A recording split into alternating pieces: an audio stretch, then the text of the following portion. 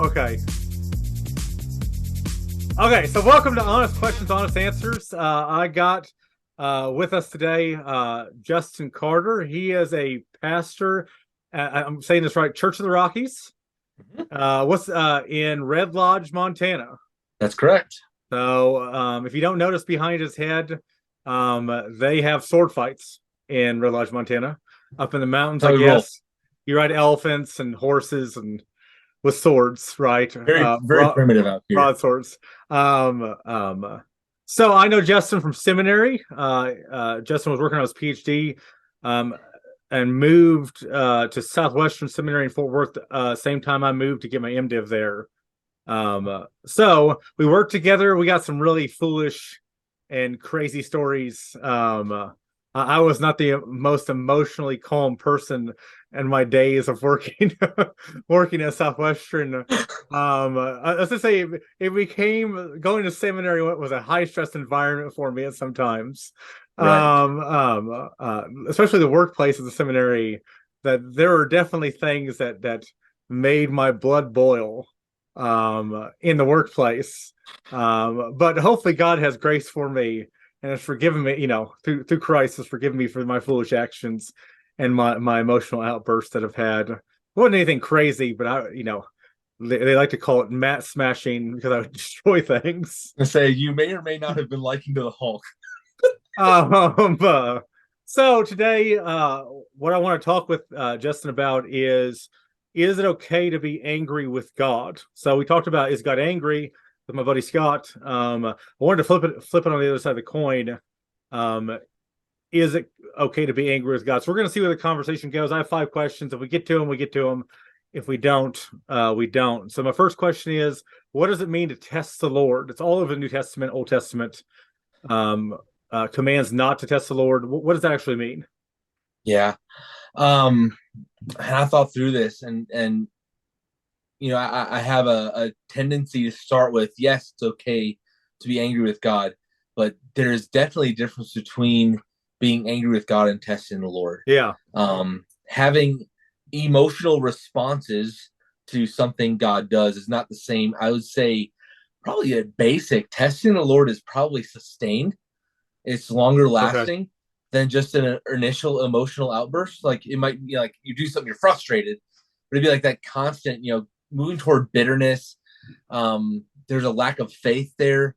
You can be, God, why'd you do Yeah. that? But I trust you.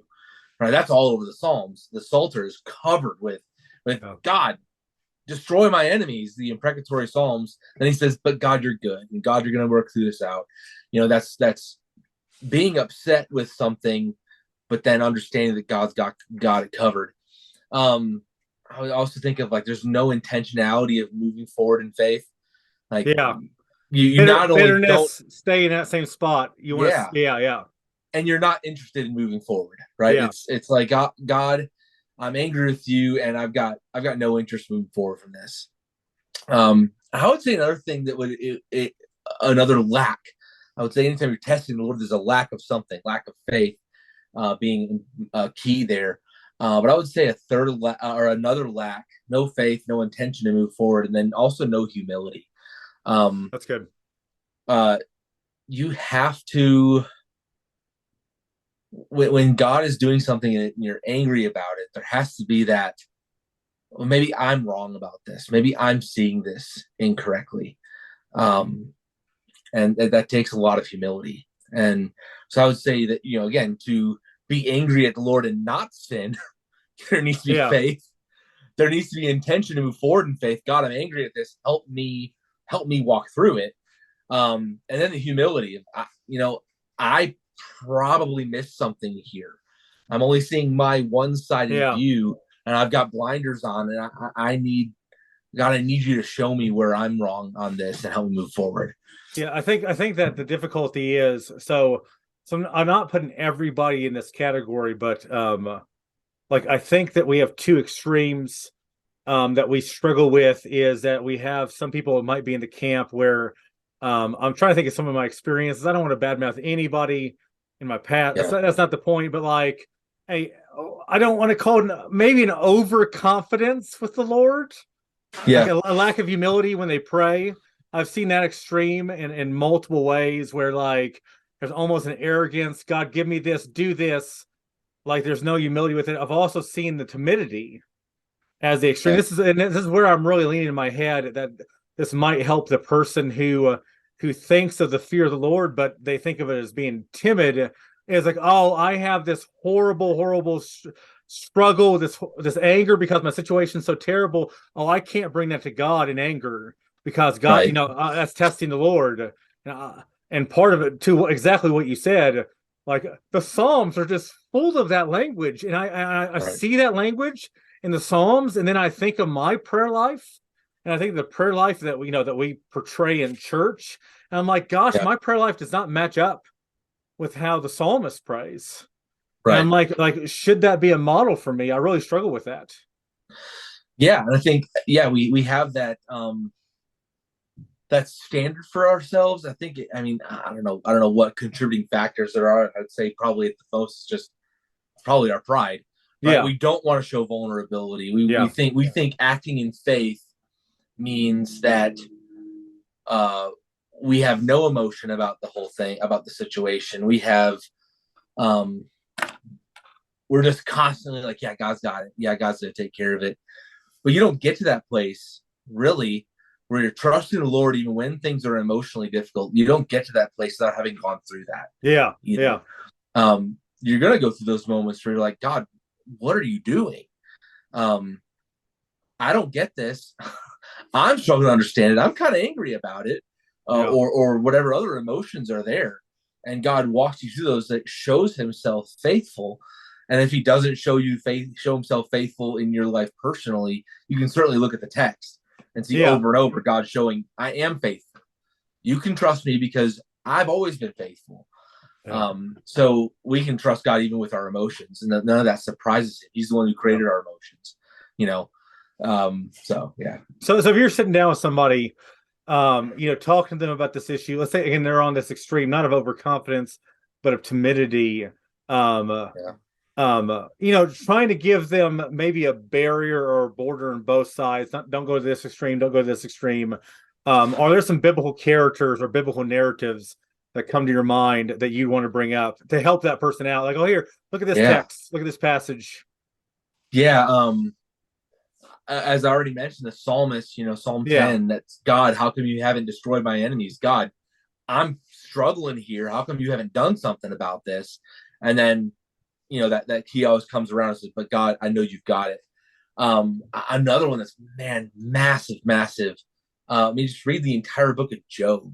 yeah, I mean, Job starts out. I mean, he's a man of faith. That we get it in Job. We get this perspective of God's perspective that this is God is allowing Satan to test him. Job doesn't know that. Job yeah, doesn't know what's going on in the background.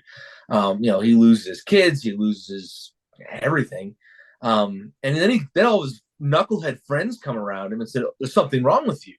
It's your fault, right?" And I think it's somewhere around chapter 23, where he basically gets to the point, just kill me, yeah. just kill me now, right? Yeah, I'm it's in the just done 20s. living. I'm done with this.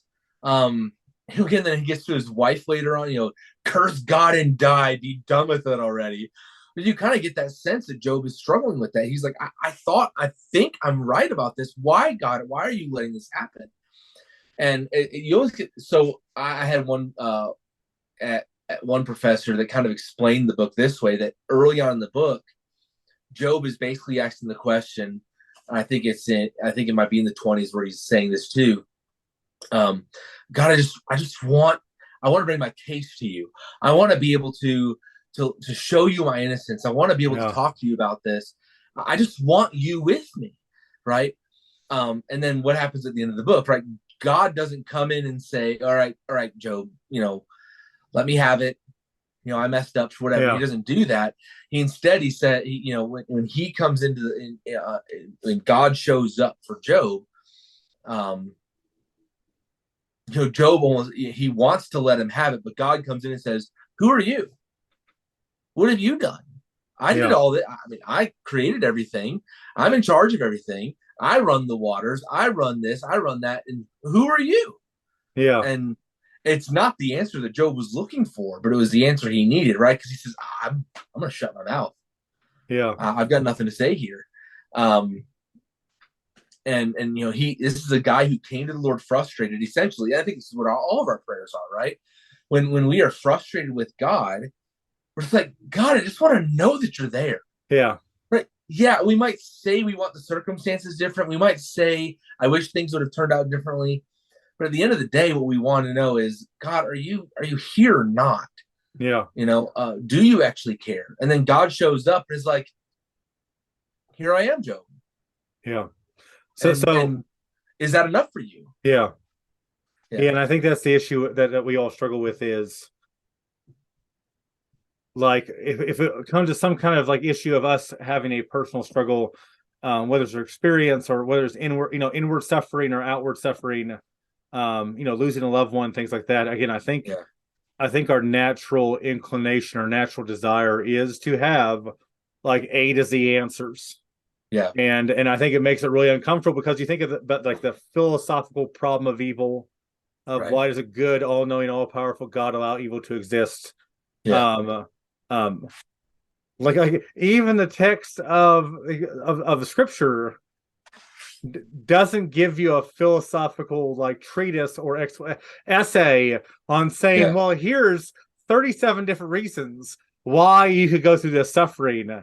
I think you framed it exactly right. Is that the New Testament, Old Testament, New Testament authors view our greatest need as God's presence, our greatest longing as God's presence, what we were Not created answers. for. Yeah, exactly right. So here's the issue. So when does you already talked to some of this a little bit, but like talk to the heart issue. Like if you could push a little bit deeper. Yeah. When does questioning, expressing anger and emotion to God turn into testing the Lord, the ungodly testing of the Lord? Yeah, it's when you right. I would say it's when you're not willing to accept the answers God's giving you. Yeah. Right. Because you could, I mean, again, let's think for Job for a second. Like, let's say he responded to God and said, "I don't care if you're in my presence. I don't give 2 cents about that. You fix it." Right. That would be totally different. That would be a totally different response. A totally different. Yeah, I mean, there's no humility there. I mean, again, what do you see in Scripture when people actually are in the presence of God? Yeah. What's their response? They fall on their face. Why? Because he deserves it. Yeah. Right? When God gives you the answer, you should say, "You're right, Lord, and I'm wrong." That's the humility aspect, right? Yeah. When in our sin and in our rebellion, we want to say, "No, God, I'm right. You're not." Yeah. And I think that's when you begin to test the Lord. When God is giving you the answer and you refuse to see it. When God is saying, I'm thinking, a little bit off the cuff here. I was in a situation one time in ministry where I was not necessarily angry with the Lord, but I was asking him, to vindicate me, essentially. God, show me, remind me as I'm praying right now, show me that I'm right. Break the teeth of my enemies. Break the teeth of my enemies, right? Right. And I want to know that I'm right so that when I go into this situation, I can be like, yeah, I got God in my corner. He talked to me about prayer time. That's not what he did, right? As I'm praying that and I'm looking, I know this was God speaking to me, not in any weird way, or like voice clouds breaking open and speaking out like that. But as I was praying, God reminded me of Psalm 73, right? Who have I in heaven but you? There's nothing on this earth that I desire besides you. My heart and my flesh might fail, but you are my portion forever. And it was almost like God was asking me, am I enough? Yeah. Do you really need vindication? Do you really need to know that you're right and they're wrong? Or do you just need to know that I'm here? Yeah. And I would say the same thing, that would go into that anger with the Lord. If you're not willing to accept the answer that God's given you, then you have a different heart problem. That's something that's an issue in your own heart that needs to be dealt with. So I tie testing the Lord, like you have been, I'm just using different words, into worship. Yeah. right? That there's still a disposition of worship for the psalmist who Yeah. cries out. I'm preaching Psalm 3 this Sunday. It's when the subscription says when David fled from Absalom, and it says Yeah. all of my enemies around me, but there's still like this, in Psalm 3 more so than a lot of the other psalms like Psalm 10 or 11. Right. There is clear faith being exerted and fought against in his sorrow. I think of Psalm 42, as a deer pants for waters, so my soul pants after you, Lord, right? And then it basically says, like, where are you, God? Like, Right. I just think there's a different disposition that happens in the Psalms than unbelief.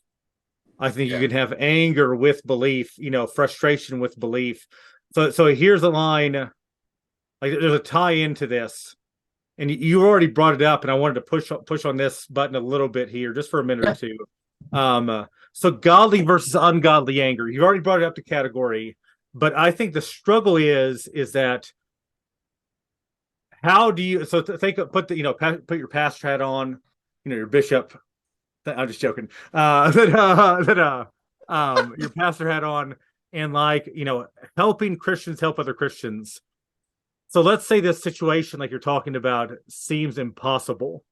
Like somebody's going through immense amounts of suffering, immense amount of difficulty, abuse, whatever the category is, and it, like, you see it. This is justifiable anger, right? Like, Yeah. you have in your mind, how do you counsel that person not to take that anger and run it into testing the Lord? Let me say this real fast. Without using platitudes, this is the danger we have, right? Yeah. Without using platitudes, without using like just quippy statements. Oh, it's going to be okay. Yeah. Right. So not merely, you talked about how you dealt with it personally. How do you help others deal with it? Because like we have this inward narrative and inward dialogue going on. Now we can say some of these platitudes to us, and it might help. Like, what's going to be effective counseling that person through this issue where they have a chance to have godly anger or ungodly anger? Right. One, I mean, I would say on the face, you don't know what's going to help somebody and what's not going to help them, right? Because you don't know what's in their heart. They have to be willing to hear the counsel too. For me, I mean, I would be as much as possible driving the scripture, right? Yeah. So I'm justified in this anger. Okay, well, are you really justified in this anger? Yeah. Right. How dare you say that? No, I'm not joking. How, like, right. I'm saying, right. Like, what do you say when they respond that way? And you ask, like, okay, yeah, what are you angry about? What are you really angry about? Getting into those issues.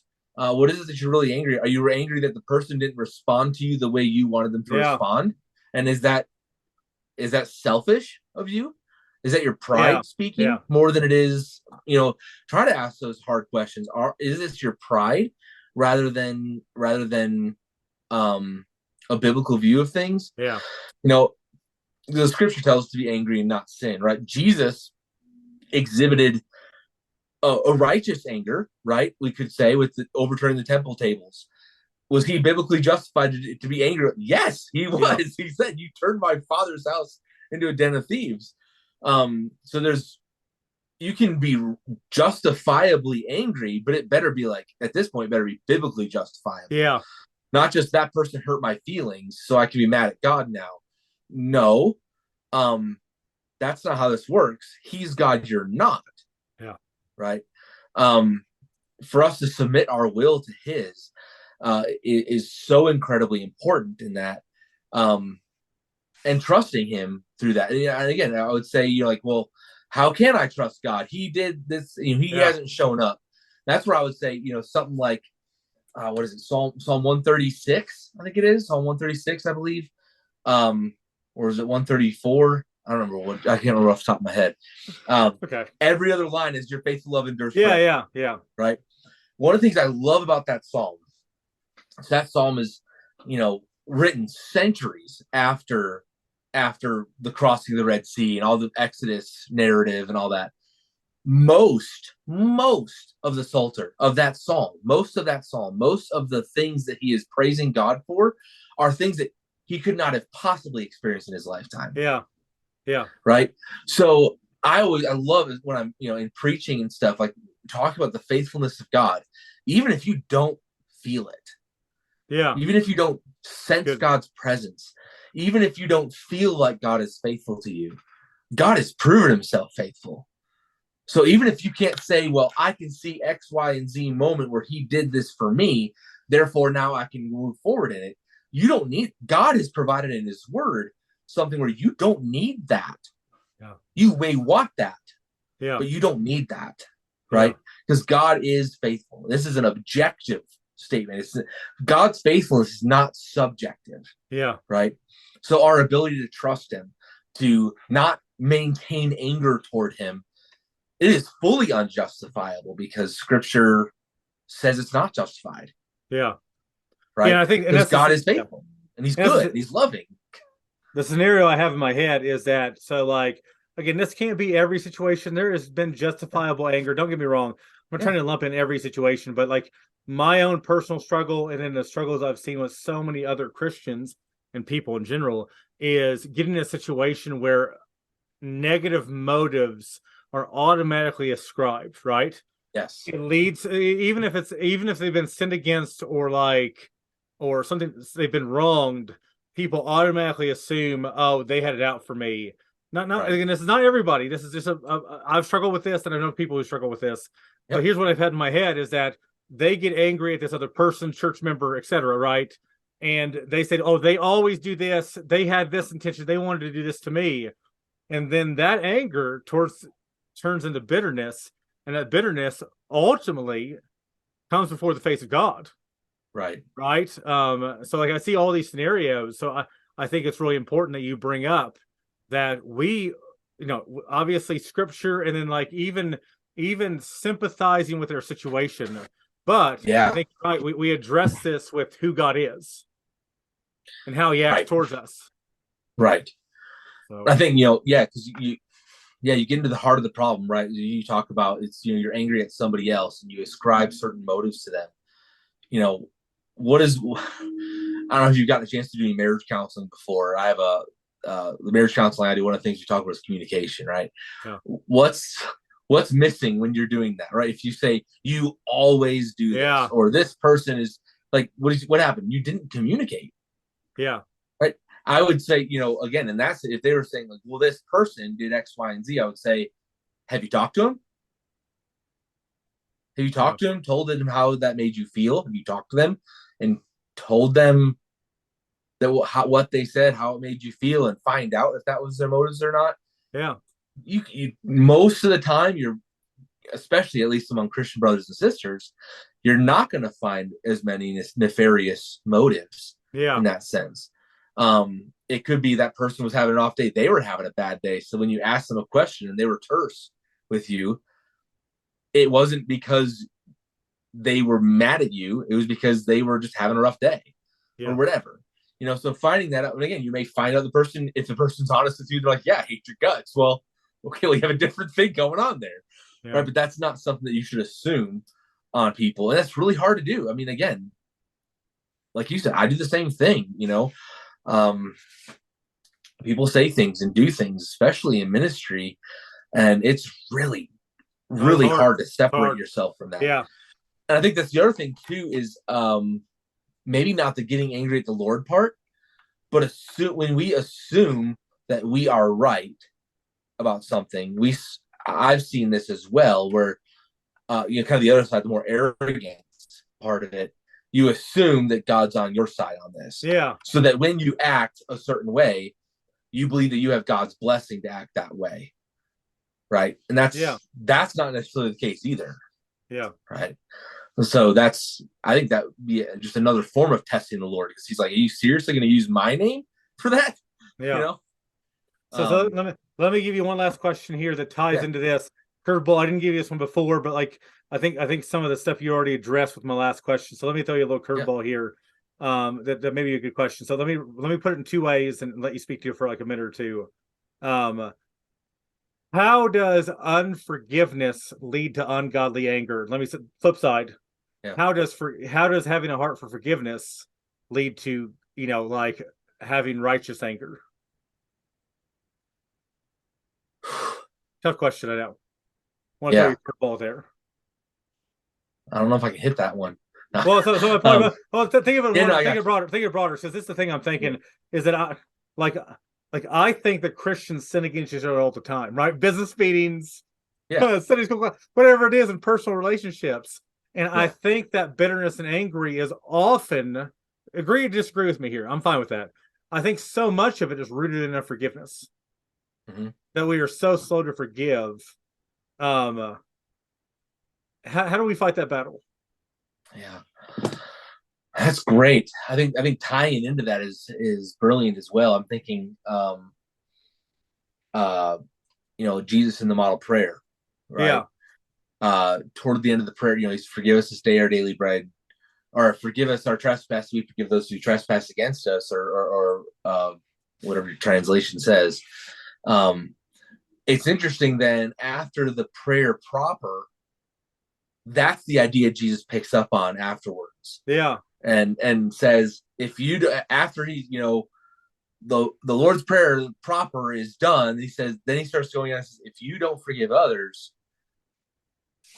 your father's yeah, not going to forgive you either, yeah, right? So Jesus locks in on forgiveness, and makes that a big deal. I think you're right on that, your heart to forgive others, to pray for them, um to want the best for them, is essential for avoiding bitterness with that yeah, person. yeah, And it'd make it a lot more helpful to decipher between, is this righteous anger, or is this prideful anger? Is yeah, this righteousness grounded in my pride? And we yeah, have to be very, very careful about that. I think you're right about that. You got to be very careful on deciphering between those two things. Uh, yeah, because that would be who if you're unwilling to forgive the person who hurt you, like there's like no place in your heart for yeah, it. Um, at the same time, that's sometimes a process, right? for sure, for Be sure. honest with the person too. If you're counseling them, be honest with them. Sometimes it's a process. I'm not saying that you're going to say I'm willing to forgive you, and then overnight all the feelings are going to go away. Yeah, Um, but make sure you understand that's yourself. That's not them. That's not the Lord. That's you who's walking through this, and your heart needs time to mend.